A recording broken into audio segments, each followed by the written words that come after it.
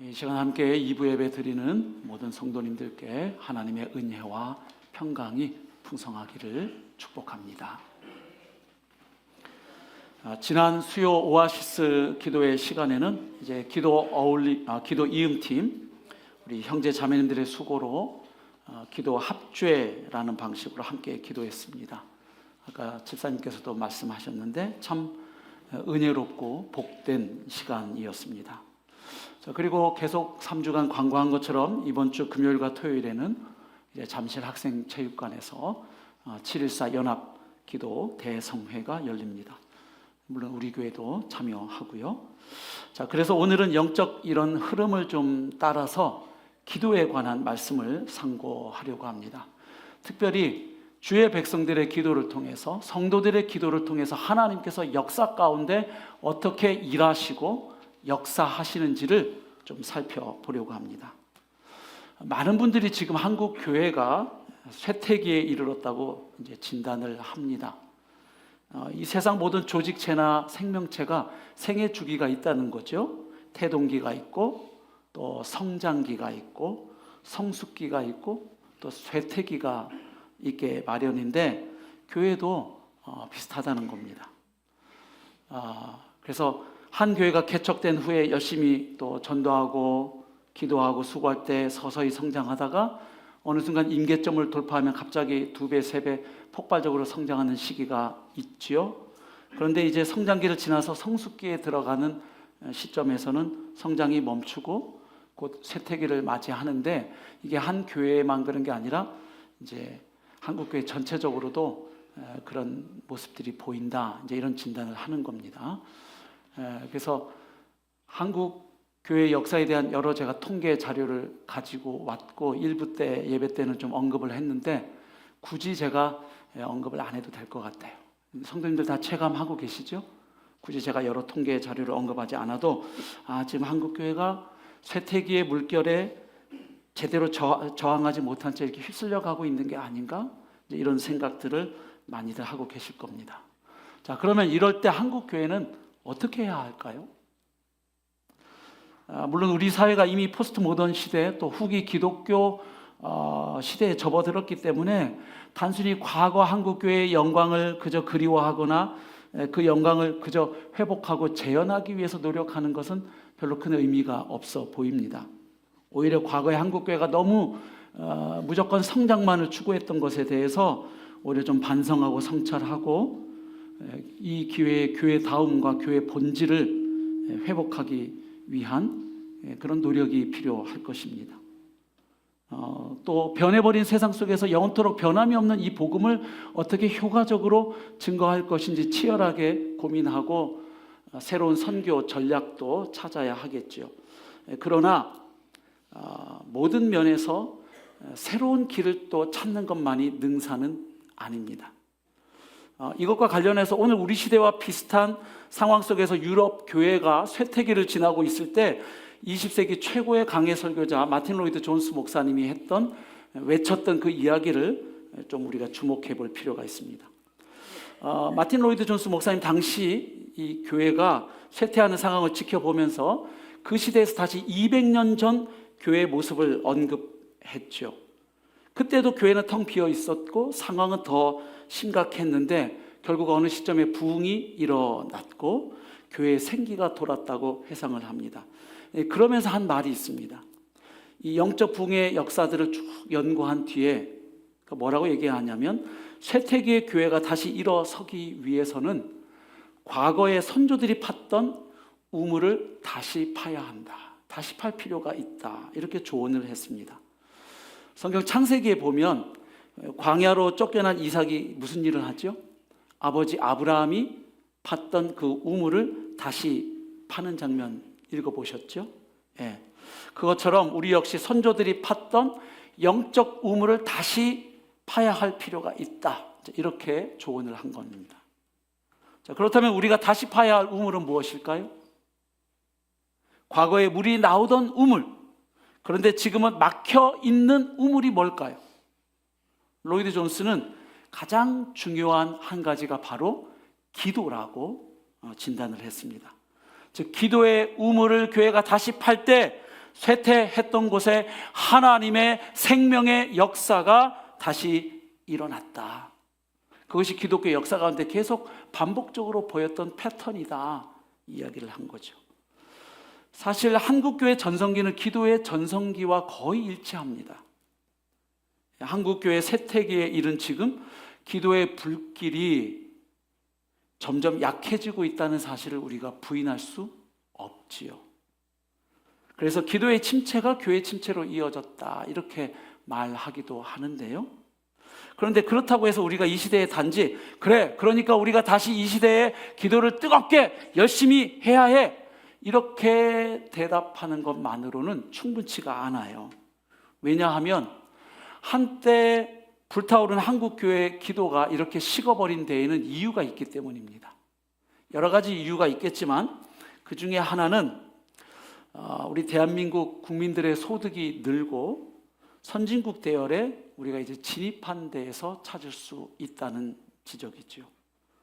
다시 말하면 이제 좀 먹고 살만하니까 전처럼 기도하고자 하는 동기부여가 잘 안 된다는 거예요. 죽기 살기로 기도하는 성도들이 적어진다는 거죠.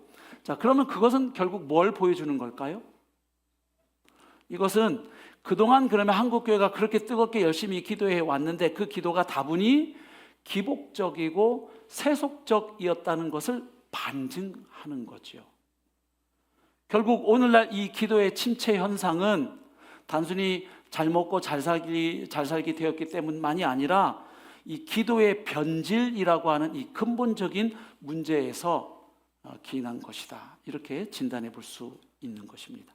자, 그러므로 이 땅의 부흥은 단순히 열심히 뜨겁게 기도하는 사람을 통해서 오지 않는다는 거예요.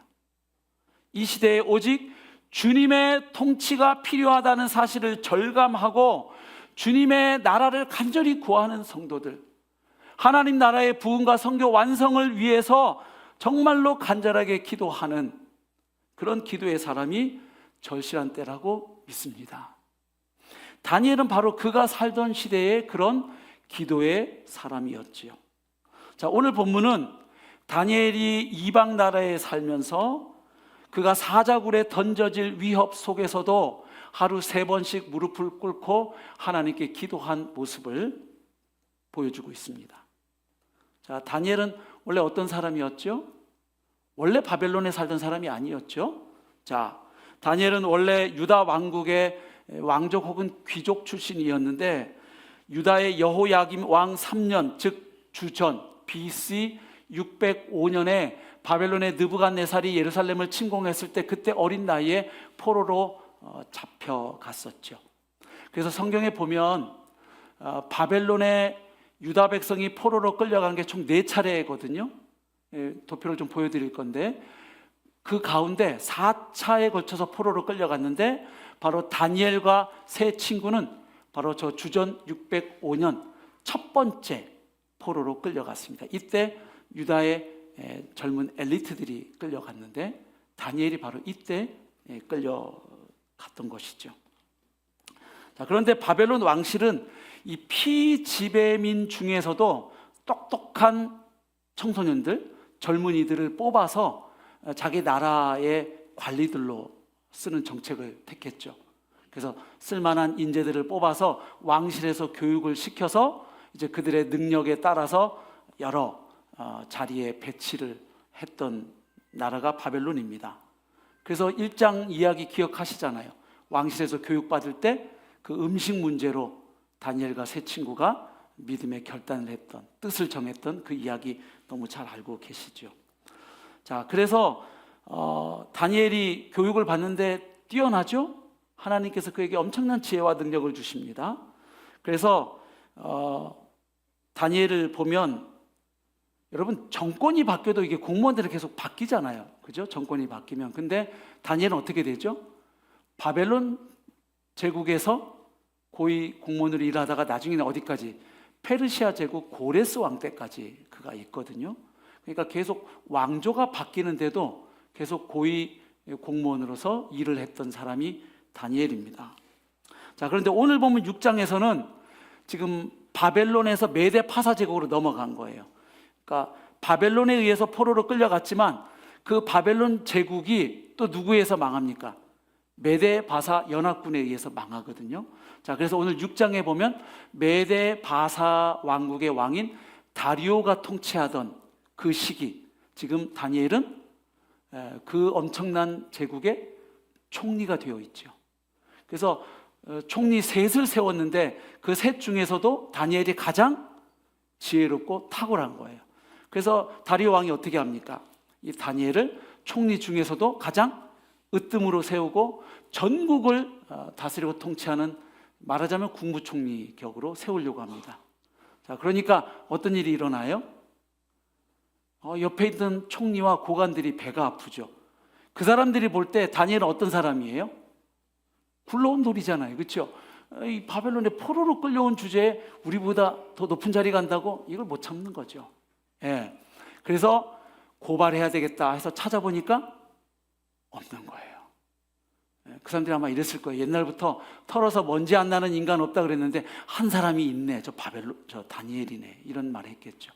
그래서 그런 허물로 찾아서 안 되니까, 그렇다면 이 사람을 걸 수 있는 건 율법과 관련된 거 외에는 없다 해서 이제 계략을 꾸미죠.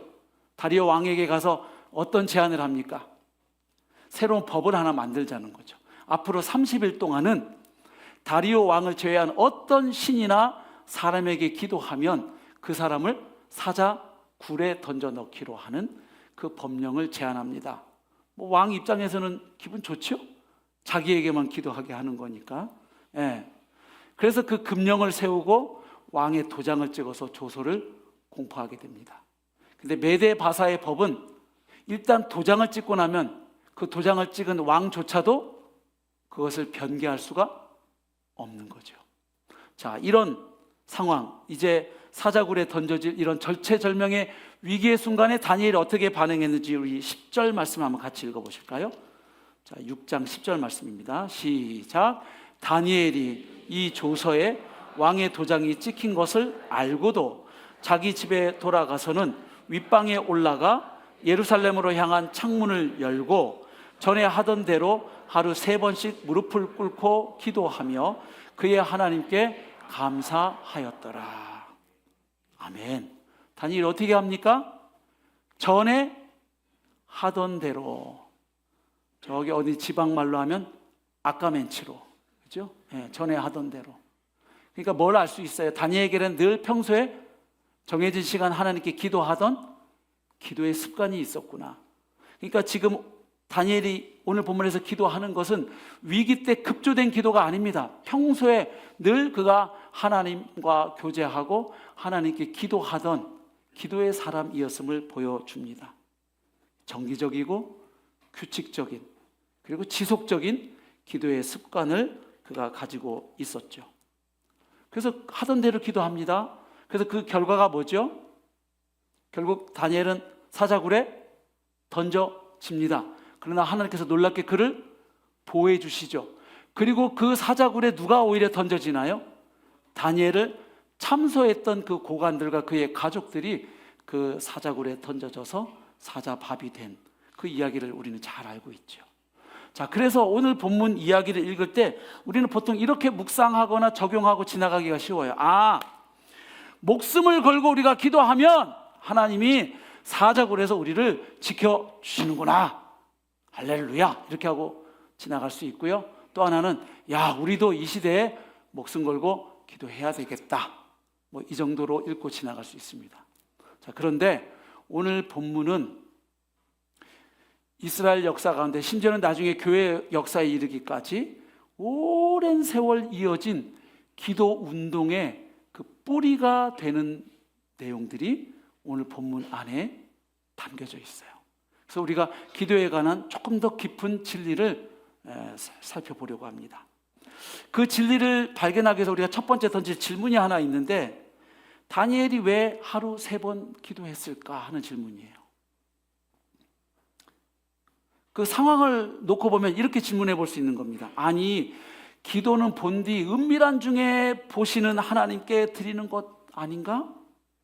아니, 그런데 다니엘은 왜 대적의 감시가 없는 밤 시간이나 새벽에 기도하면 될 것을 그걸 대낮에, 그것도 예루살렘을 향해서 창문 활짝 열어놓고 하루 3번을 기도했을까?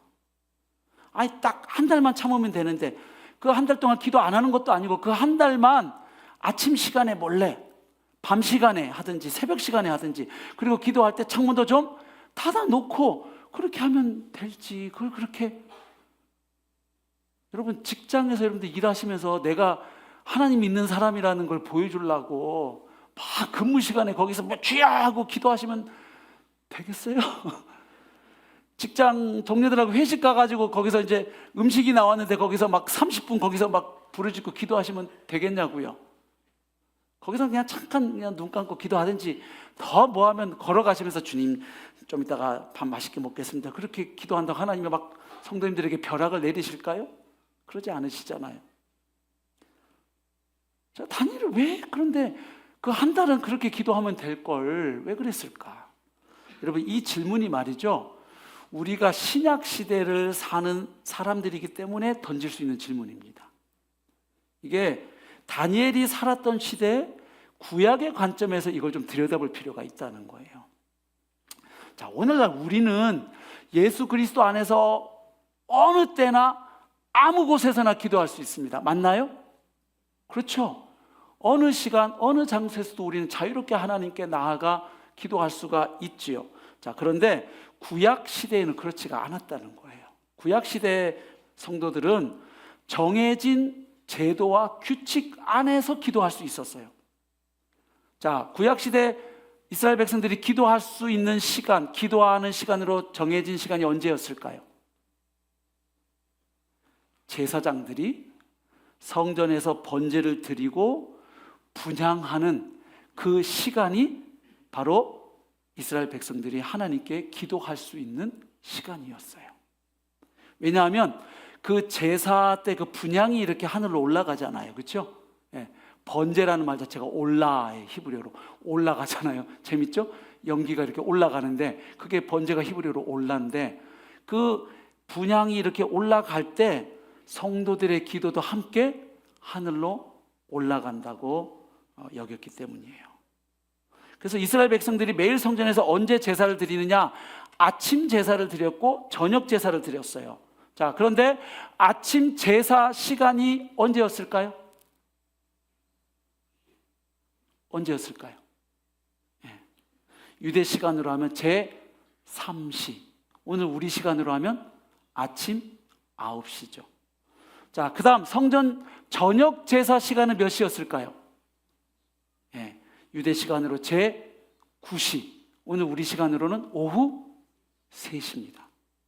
자, 그래서 하나님은 성전 문을 열 때 드리는 그 아침 제사 시간하고 성전 문 닫을 때 드리는 저녁 제사 시간을 이스라엘 백성들에게 하나님께 부르짖고 기도할 수 있는 시간으로 허락하신 거죠. 그리고 더불어서 하나 더 주신 시간이 있는데, 성전 문이 열려있는 언제 시간, 그 가운데 시간 정오, 유대 시간으로 제6시죠. 그래서 유대인들이 기도하는 시간은 3시, 6시, 9시, 즉 오전 9시, 정오 12시, 오후 3시, 이 하루 3번이 유대인들에게 정해진 기도 시간이었던 겁니다. 그러니까 유대인들에게 있어서 하나님이 그들의 기도를 받으시는 시간, 하늘 문이 열리는 시간이 바로 그때였던 거예요. 이게 왜냐하면 성전 제사와 함께 기도가 드려진다라고 믿었기 때문인데, 이런 전통이 심지어 요한계시록에도 나와요. 자, 요한계시록 8장 3절 4절 말씀 봅니다. 또 다른 천사가 와서 제단 곁에 서서 금향로를 가지고 많은 향을 받았으니 이는 모든 성도의 기도와 합하여, 자, 지금 기도와 뭐가 합해지고 있어요? 그렇죠? 보좌 앞 금제단에 드리고자 한다. 뭐가, 그 많은 향들이 합해지는 거예요. 향연이 성도의 기도와 함께 천사의 손으로부터 하나님 앞으로 올라가는지라. 그러니까 이 분향의 향연이 성도의 기도와 함께 올라간다. 이게 이제 구약시대 이스라엘 백성들의 믿음이었죠. 그러니까 하나님께서 그렇게 기도 시간을 주셨어요. 그래서 성전에서 매일 그 번제와 분향의 향연이 하나님께 올라갈 때 그 시간 성도들도 함께 기도하도록 했던 것이죠. 여기서 우리가 배울 수 있는 게 있죠. 이스라엘 백성들이 기도할 때 뭐에 근거해서 기도하는 거예요? 그렇죠. 하나님께 드려지는 그 제사, 하나님께 올라가는 그 제사에 자기들의 기도가 함께 합해져서 하나님께 올라간다, 이렇게 믿고 기도했던 것이죠. 그러니까 기도라는 게 아무 때나 그냥 지성이면 감천, 이런 마음으로 그냥 하나님께 올려드리는 게 아니었던 거예요. 구약시대 성도들에게 철저하게 그 번제와 그 분향에 의지해서 그것과 함께 자신들의 기도가 하나님께 드려졌던 거죠. 근데 영적인 원리는 이 시대도 똑같죠. 여러분, 이 시대의 우리의 기도도 철저하게 누구의 공로에 의지해서 하나님께 드리나요? 예수 그리스도의 십자가 대속의 공로에 의지해서. 그래서 우리가 기도를 마칠 때는 예수 그리스도의 이름으로 기도합니다. 예수님의 공로, 예수님의 이름에 의지해서 우리가 하나님께 기도하지요. 그런 면에서 구약시대 성도들의 기도하고 우리들의 기도의 일부분 통하는 부분이 있어요. 그 제사 시간에 기도가 드려졌다 하는 것이죠.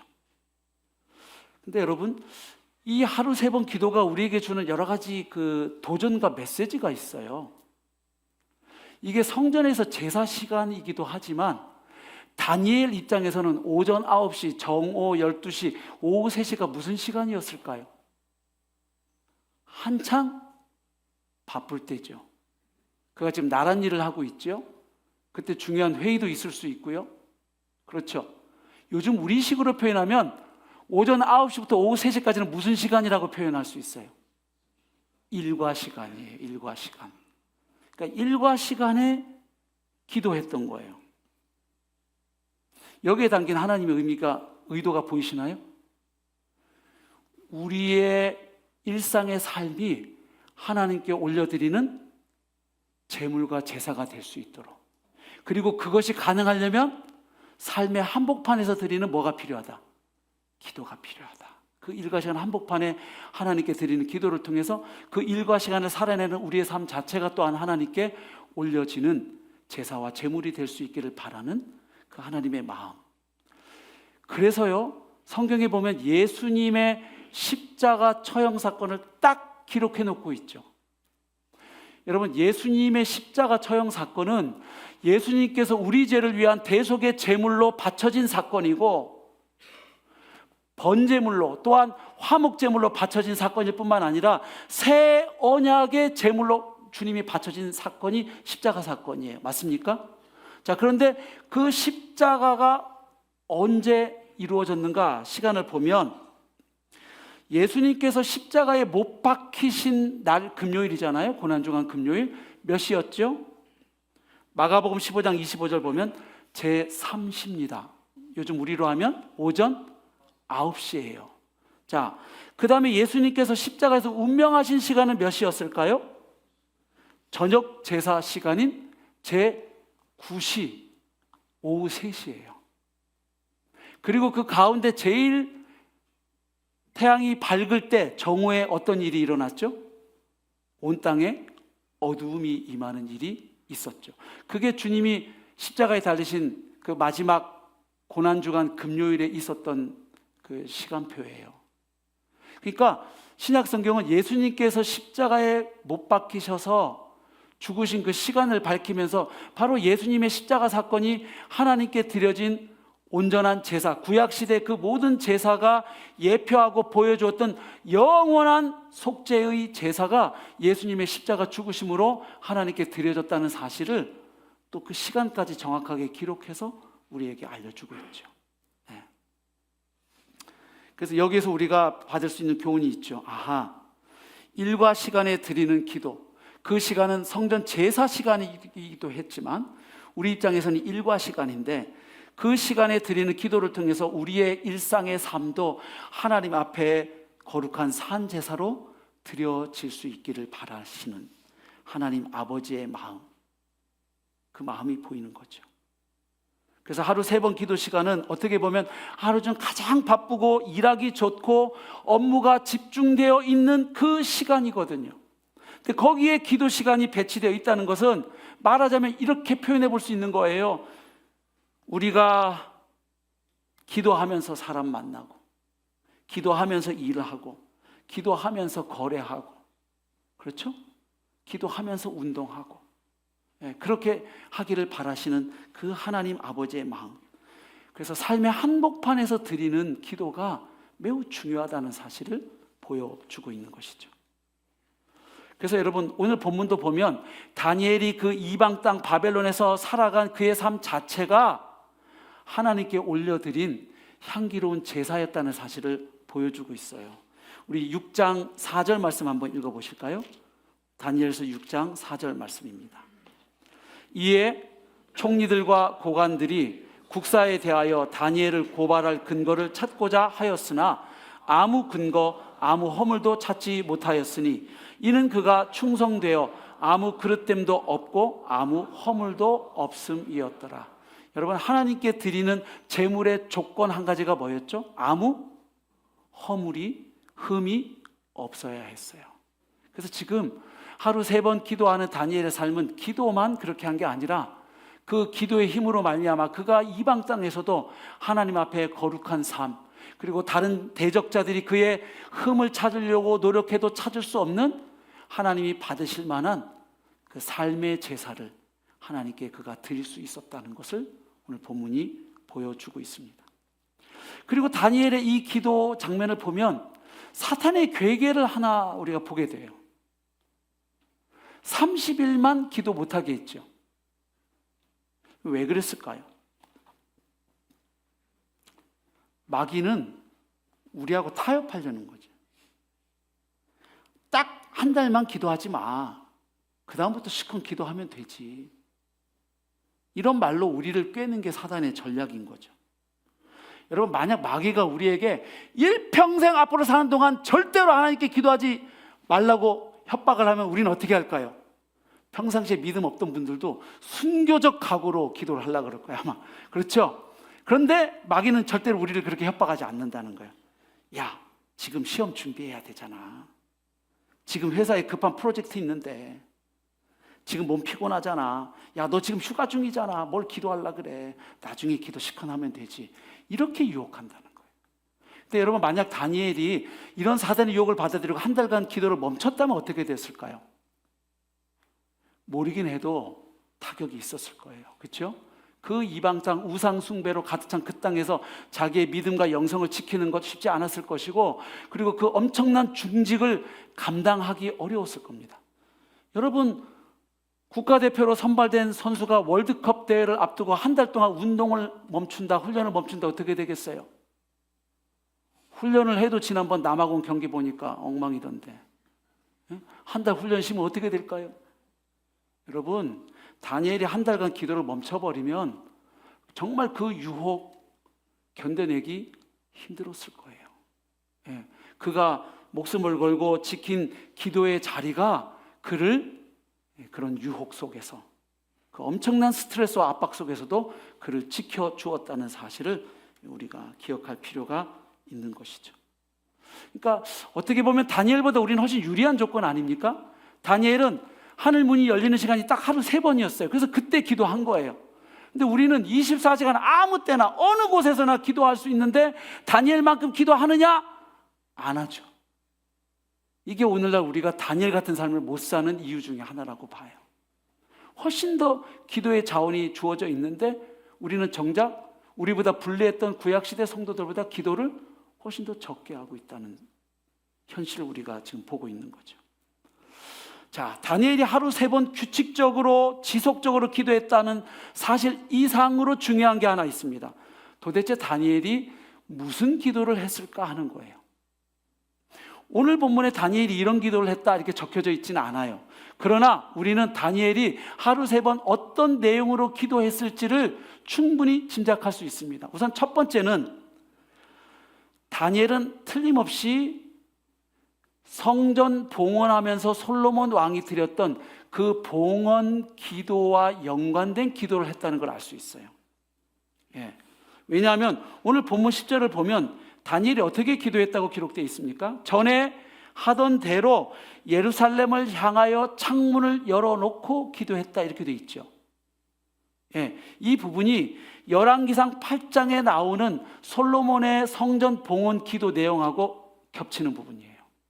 그리고 다니엘서를 연구한 세계적인 학자들 그 책을 보면 다니엘서에 기록된 다니엘의 기도에 나오는 여러 어휘들과 문장들이 솔로몬의 성전 봉헌 기도하고 굉장히 유사하다는 지적을 다 하고 있어요. 자, 열왕기상 8장 보면 솔로몬의 성전 봉헌 기도가 굉장히 길어요. 거기 22절부터 53절까지인데 그 중에 오늘 본문에 나오는 다니엘의 기도와 맞닿아 있는 그 부분을 볼 수 있는데 한번 보여주시죠. 여기 8장 46절부터 50절, 여기도 꽤 긴 구절이어서 제가 핵심을 설명하면 이렇게 말씀드릴 수 있어요. 이제 솔로몬이 기도하는 거예요. 성전을 다 이제 지어놓고 하나님께 기도하면서 이런 기도 저런 기도 하다가 이런 마음이 든 거예요. 야, 틀림없이 우리가 하나님의 언약 백성이라고 우리가 죄를 안 짓겠냐? 결국 죄를 지을 거다. 그러면 하나님께서 진노하실 것이고, 그러면 우리가 하나님의 징계와 심판으로 이 열방으로 다른 나라로 포로로 잡혀가거나 끌려갈 수도 있을 거다 생각을 하는 거예요. 그래서 그때 그 백성들이 회개하고 이 예루살렘 성전을 향하여 기도하면 하나님 기도를 들으시고 불쌍히 여겨주십시오. 그 기도를 해요. 근데 오늘 지금 다니엘이 어떻게 기도하고 있어요? 예루살렘을 향한 창문을 열어놓고 바로 그곳 성전을 향하여 하나님께 기도하고 있죠. 그러니까 아마도 다니엘의 기도 중에는 틀림없이 어떤 기도가 들어가 있겠어요. 포로로 잡혀온 이 상황에서 주께 범죄한 백성을 하나님 용서해 주십시오. 그리고 우리가 포로된 이 땅에서 불쌍히 여김을 받게 해 주소서. 이 기도를 틀림없이 했다고 볼 수 있죠. 그러니까 여러분, 대적자들이 다니엘로 하여금 기도하지 못하도록 방해하는 것은 단순히 다니엘의 개인적인 영성훈련이나 기도 생활을 방해하는 차원이 아닌 거죠. 그가 하나님 나라의 회복을 위해서 기도하는 일을 막는 결과인 거예요. 정말 다시금 이 이스라엘 백성이 회복될 수 있도록 그 예루살렘 성전을 향하여 기도하는데 그 기도를 못하게 하면 바로 그런 기도를 못하게 하는 것이죠. 그들이 그걸 알고 했든 모르고 했든 말입니다. 두 번째로 다니엘의 기도 내용을 알 수 있는 단서가 다니엘서 9장에 나옵니다. 자, 다니엘서 9장 1절 보면 오늘 본문에 나오는 똑같은 다리오 왕이 거기 나오죠. 자, 9장 1절 한번 보십시오. 메대 족속 아하수에로의 아들 다리오가 갈대아 나라 왕으로 세움을 받던 첫 해 곧 그 통치 원년에, 왕으로 통치를 시작한 그 첫 해에 다니엘에게 어떤 일이 하나 일어났어요. 나 다니엘이 책을 통해 여호와께서 말씀으로 선지자 예레미야에게 알려주신 그 연수를 깨달았나니 곧 예루살렘의 황폐함이 70년 만에 그치리라 하신 것이니라. 내가 금식하며 베옷을 입고 죄를 덮어쓰고 주 하나님께 기도하며 간구하기를 결심했다. 이렇게 돼 있죠.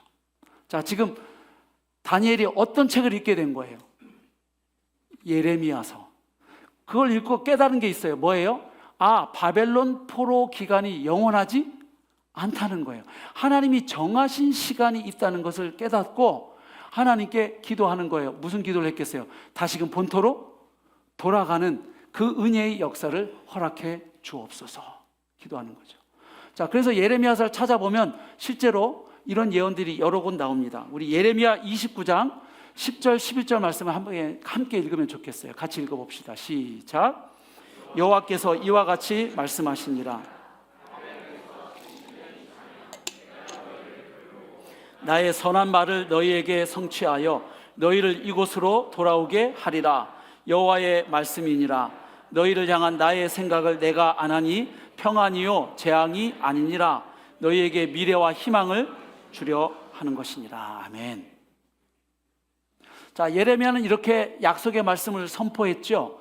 그런데 그 약속을 선포하고 끝내질 않아요.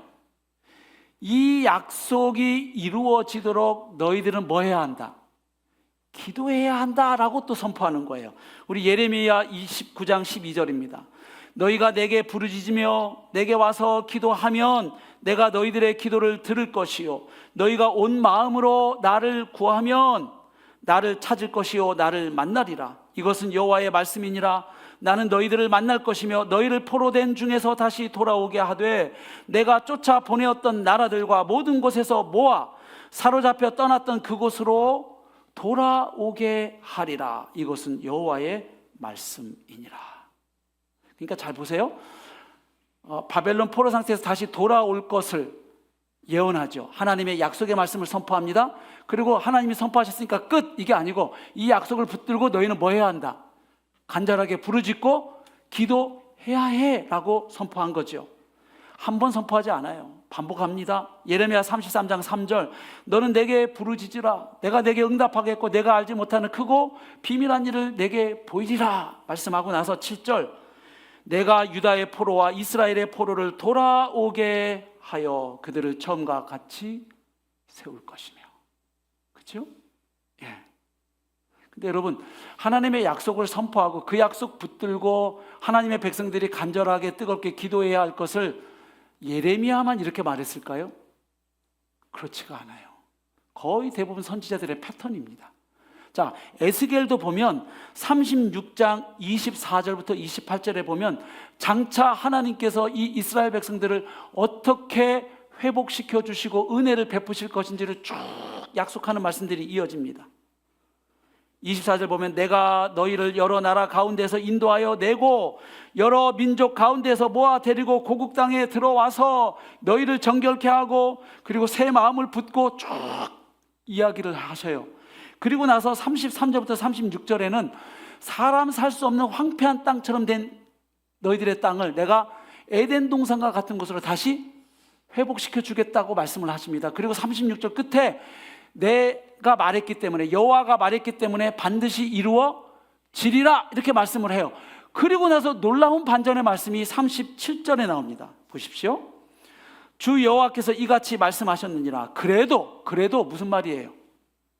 그 앞에 36절을 생각하면 나 여호와가 말하였으니 이루어지리라. 그래도 이 말이에요. 그러니까 하나님이 말씀하셨으니까 반드시 이루어진다는 거예요. 그러나 그럼에도 불구하고 너희들이 할 일이 있다는 거예요. 그래도 너희가 뭐 해야 된다?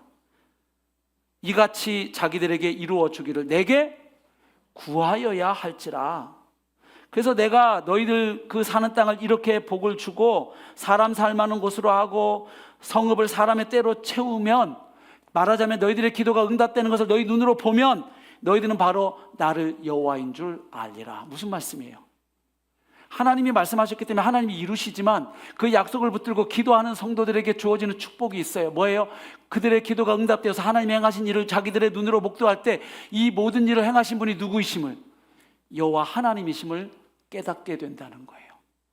기도 안 한 사람들은 그렇게 될 때 뭐 우연히 됐나 보다 이렇게 하겠죠. 그러나 정말 그 약속 붙들고 기도한 사람들은 하나님이 하셨군요. 하나님을 알게 된다는 거예요. 우리들도 이 시대 가운데 하나님의 약속의 말씀을 붙들고 기도하는 기도의 사람들이 되실 수 있기를 축복합니다. 예. 하나님의 약속을 붙들고 부르짖는 기도를 하나님은 매우 기뻐하셔요. 그 기도를 통해서 성도들과 함께 동역하기를 원하시는 분이 우리 하나님이시기 때문이에요. 그렇잖아요. 하나님 말씀하시고 하나님 이루시면 끝나면 되는데 뭘 우리를 굳이 그렇게 기도하게 하시는 거예요? 그건 뭐예요? 하나님이 하시는 일에 우리를 동참시켜 주시는 거죠. 하나님과 함께 동역하자는 것 아닙니까? 여러분, 이 기도가 결국 응답이 되어서 이스라엘 백성들 바벨론 포로에서 해방이 됩니다. 페르시아의 고레스 황제의 칙령에 의해서 본토로 돌아와요. 그러나 그 뒤에 이어진 역사를 기억하시죠? 어떻게 되나요? 귀환했지만 열강의 압제와 수탈에 끊임없이 시달립니다. 그래서 바벨론 제국에서 벗어나나 했더니 결국 페르시아의 속국이고요. 예수님 당시에는 로마 제국의 속국이 되는 거죠. 로마의 압제 아래에 있는 거예요. 그래서 이런 배경 속에서 지금 다니엘이 했던 이런 기도는 역사 가운데 계속 이어집니다. 그래서 예수님 당시의 유대교도 보면 유대인들의 공식적인 기도문이 세 가지가 있었어요. 그게 뭐냐 하면 쇠마가 있었고요, 카디시라는 기도가 있었고, 또 세몬의 에스레 18가지 기도문이 있었는데, 이 기도의 내용을 보면 결국 하나님께서 그의 백성을 다시 회복시켜 달라고 기도하는 내용이 가장 저 쇠몬의 에스겔 기도의 중요한 핵심 기도입니다. 그러니까 그들이 계속 기도하는 거예요. 그 성전에서 제사가 드려질 때 함께 하나님 우리에게 회복의 은혜를, 구원의 은총을 주십시오. 그래서 이런 배경을 알고 읽지 않으면 무심코 지나가는 신약의 본문이 꽤 많아요. 그 중에 하나가 누가복음 1장에 나오는 본문이거든요. 한번 보실까요? 누가복음 1장 8절 말씀 보실 건데요. 지금 이게 어떤 상황이냐면 예수님보다 먼저 태어난 한 아기가 있었죠. 누굽니까? 예수님의 길, 메시아의 길을 예비하는 침례자 요한이지요. 근데 그 요한의 아버지가 누구예요? 제사장 사가랴입니다. 아들이 없었죠, 아이가. 그런데 그 사가랴에게 천사를 통해서 아들을 낳을 거다. 네가 낳는 아들이 바로 메시아의 길을 예비하는, 말라기서에서 예언하고 있는 엘리야의 심정과 능력으로 하나님의 백성을 하나님께 돌이키는 그 역할을 네 아들이 하게 될 거야. 그 말씀이 주어지는 장면이에요. 자, 그런데 잘 보세요. 누가복음 1장 8절 9절 말씀 같이 한번 읽어봅시다. 시작. 마침 사가랴가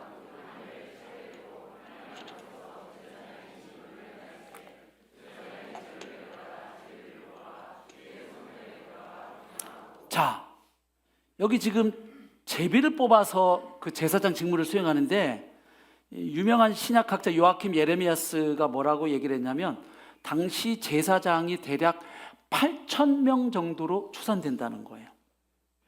그래서 성소에 들어가서 그럼 누가 어느 제사장이 분향할까? 이거는 이제 제비를 뽑아서 결정했다는 거죠.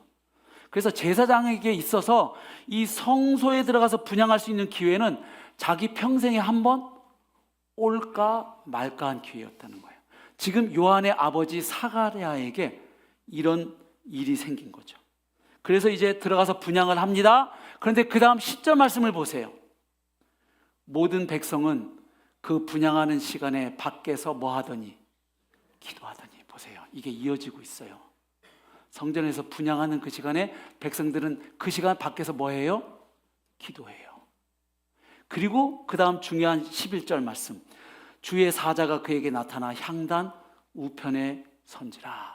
하나님이 보내신 사자가, 천사가 나타나서 바로 이제 요한의 출생, 그리고 요한이 앞으로 할 일이 어떤 일인지 그걸 예고해 주죠. 그래서 누가복음 1장 17절 보면 바로 요한이 할 일이 메시아의 길을 준비하고 하나님의 백성들의 마음을 하나님께로 돌이키는 일을 한다 그랬죠. 근데 그 말씀이 결국 구약 성경 맨 마지막 말씀의 성취라는 것을 아시나요? 말라기 4장 5절 6절 구약 성경 맨 끝절 말씀 무슨 내용이에요? 메시아의 때가 오기 전에 먼저 하나님이 그 메시아의 길을 예비할 한 사람을 보내는데 그는 마치 누구와도 비슷한 사람이다. 엘리야를 보내겠다는데 그게 문자적인 엘리야가 아니죠. 말라기가 쓰여질 때 엘리야는 오래 전 사람이에요. 그건 뭐예요? 바로 엘리야의 심정과 능력으로 와서 그런 일을 할 사람을 메시아 앞에 보낼 것이다 했는데 바로 그 약속된 엘리야가 바로 침례 요한이었다는 걸 누가 밝혀주셨죠? 예수님께서 말씀하셨죠. 바로 그 오리라고 약속된 엘리야가 저 요한이다. 예수님께서 가르쳐 주셨죠. 그래서 지금 신약 성경은 바로 그 오래된 습관을 따라 기도하는 그 시간에 놀라운 계시가 주어진 것을 기록하고 있는 거예요. 이게 왜 중요하냐면 말라기 말씀이 주어지고 오늘 이 사가랴에게 계시가 있기까지 몇 년 동안 하나님의 계시가 끊어져 있었나요? 400년 동안 계시가 끊어져 있었잖아요. 그런데 드디어 백성들이 기도하는 그 시간에 그 놀라운 구속 역사를 알리는 그 계시가 주어졌다는 사실을 보여주고 있는 겁니다. 그뿐만이 아니죠. 여러분 사도행전에 보면 예수님께서 이제 부활하셨고 승천하셨습니다. 성령이 강림하셨어요. 성령께서 선교의 역사를 펼쳐가시는데 중요한 단계마다 성령이 새로운 시대를 열어가는 단계마다 그때가 바로 유대인들이 계속 오랫동안 기도해오던 그 기도 시간에 놀라운 일이 일어났다는 걸 밝혀주고 있죠.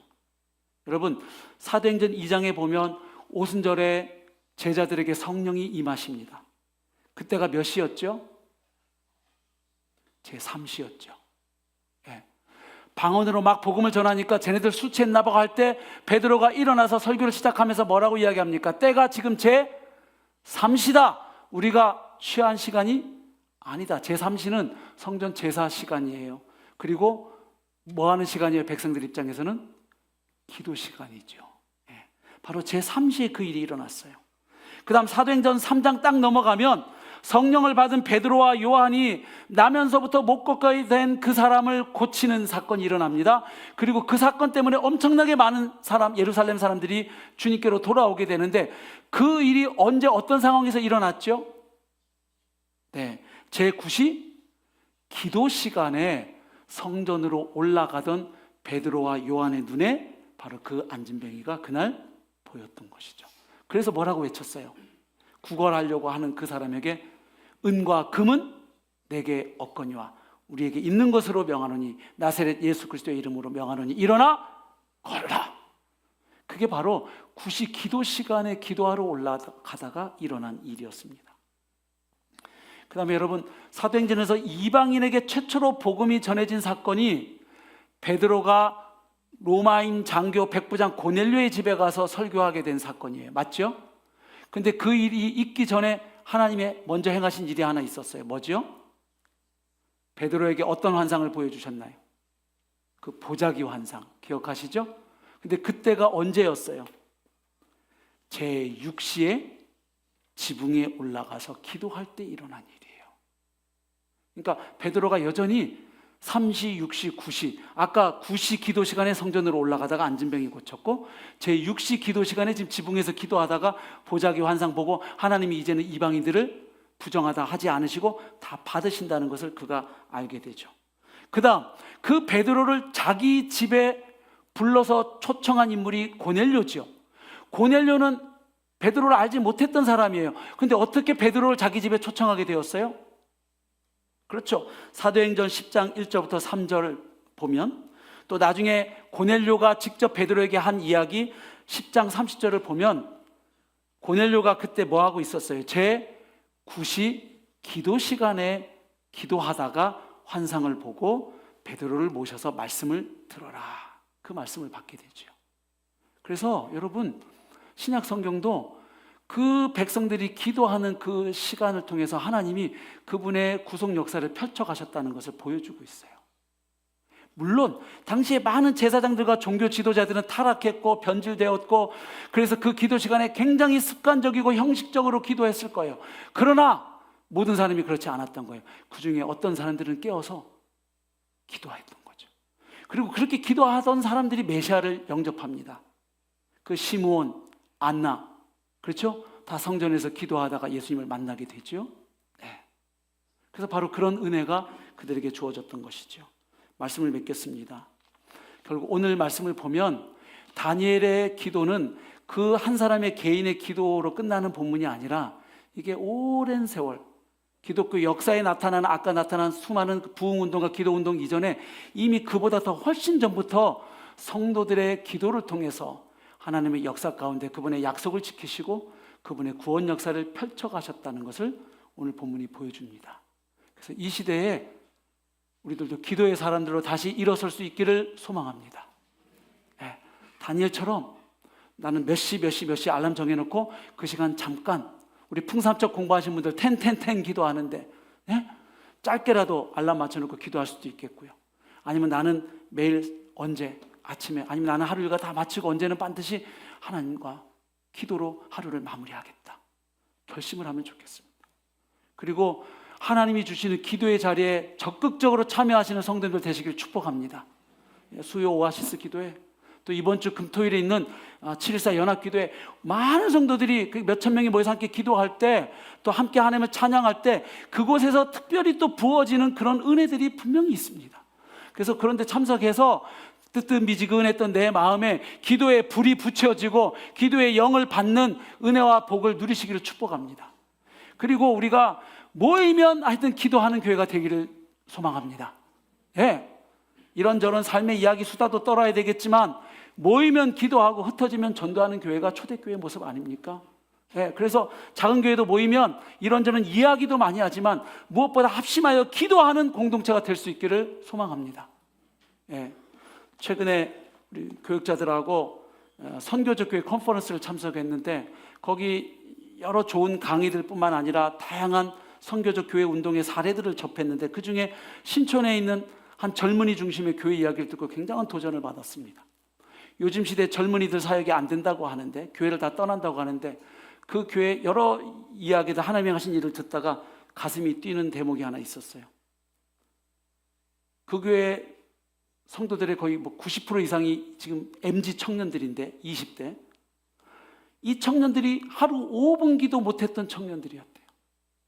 근데 한 명, 두 명 기도하는 사람들이 일어나더니 그 기도를 통해서 하나님의 은혜를 경험하고 기도의 불을 받고 기도의 영을 받은 청년들이 들어가서 한 지체가 아파서 병원에 입원하면 2시간, 3시간을 달려가서 그 지체를 해서 2-3시간 기도해주고 또 돌아오는, 그래서 하루를 완전히 기도하는데 요즘 MZ 청년들이 그럴 수가 없다는 거예요. 그 목사님이 그렇게 얘기하시는데 이거는 기적이라고.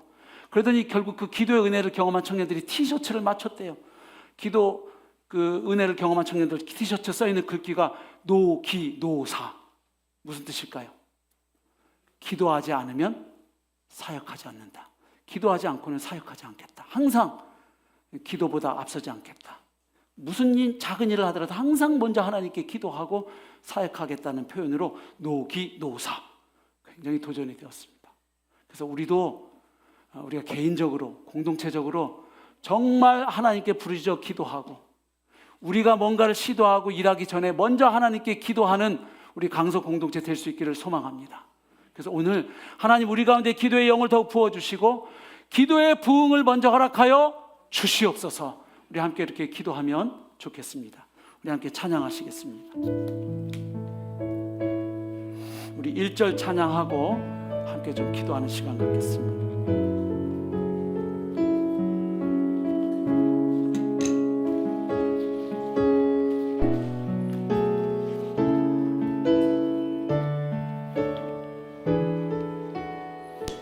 나의 백성이 다 겸비하여 내게 기도하며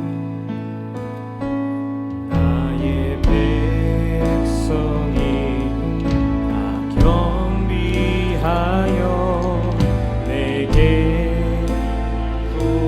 기도하며 나의 얼굴을 구하여서 나의 얼굴을 구하여서 떠나며 하늘에서 듣고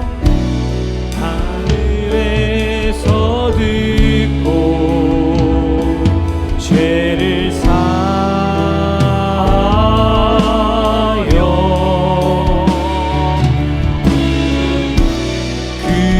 그들의 땅을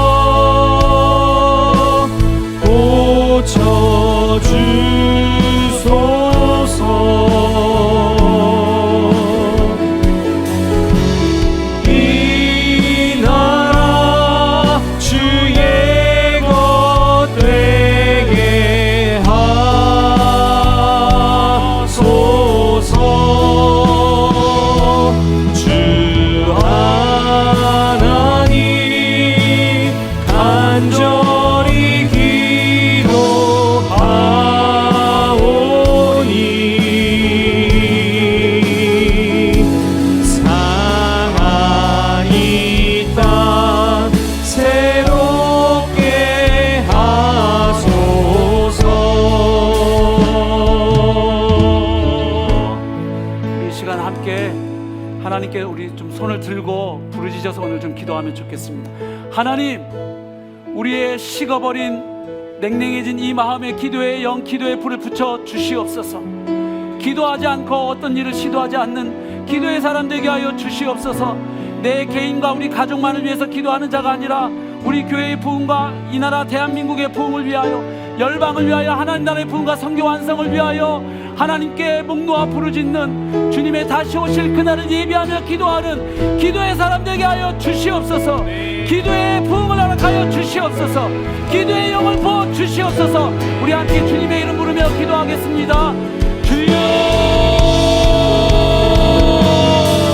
살아계셔 역사하시는 아버지 하나님,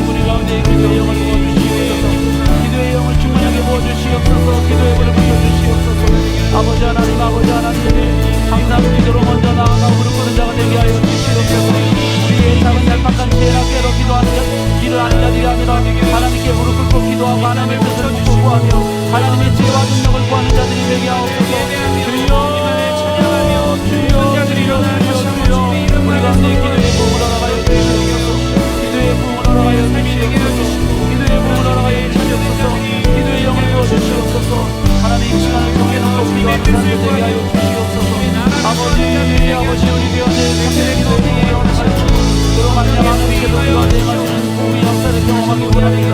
주여 주여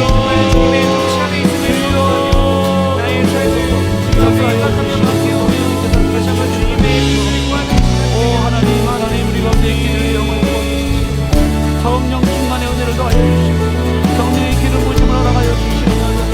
아버지 하나님 주님의 은혜를 구합니다. 주여 기도를 통하여 일하시고 역사하시는 하나님을 신뢰합니다. 하나님 우리 가운데 우리의 기도를 통하여 하나님이 이루시고 역사하신 것을 저희 눈으로 보게 하여 주시옵소서.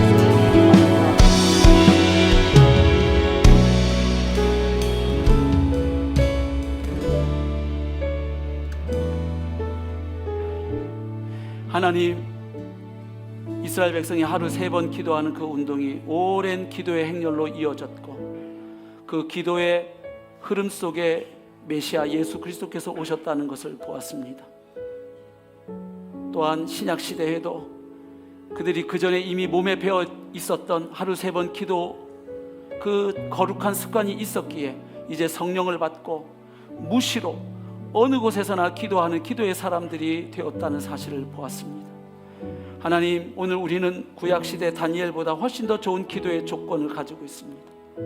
그럼에도 불구하고 먹고 살기 바쁘다고 나중에 기도하면 되지 않은 아니란 생각으로 기도 안 해도 잘 돌아가니까 하는 불신의 마음으로 하나님, 기도하는 일에 게을렀던 우리의 죄악을 용서하여 주시옵소서. 기도하지 않고 하나님의 일들을 시도했던 우리의 허물을 용서하여 주시옵소서. 하나님, 시간을 정해놓고 기도하는 우리가 되게 하여 주시옵소서. 무시로 삶의 한복판에서 기도하며 그 삶이 하나님께 드려지는 향기로운 제사가 되도록 기도하며 그 삶을 하나님께 올려드리는 우리의 삶이 되게 하옵소서. 모이면 기도하고 흩어지면 전도하는 교회 되게 하여 주시옵소서. 하나님, 특별히 이 땅의 회복을 위하여 기도하는 기도의 용사들을 우리 교회 가운데 더 많이 일으켜 주시옵소서. 그래서 정말 우리의 연약한 기도를 주님께서 받으시고 그 기도를 사용하셔서 하나님이 이 시대의 역사 가운데 어떤 일을 행하는지를 우리로 보게 하옵소서. 그래서 우리 마음에 더욱 하나님을 향한 찬양과 감사가 더욱 일어나게 하옵소서. 하나님, 이번 한 주간 있는 곳에서 더욱 기도의 자리에 나아가 엎드려 기도하고 하나님과 동행하는 기도의 백성들 삼아 주시옵소서. 특별히 모여서 기도하는 그 자리에 성령께서 강력하게 임재하여 주시고 우리의 심령, 메마른 심령 가운데 기도의 불꽃을 붙여 주시옵소서. 예수님의 이름으로 기도하옵나이다. 아멘.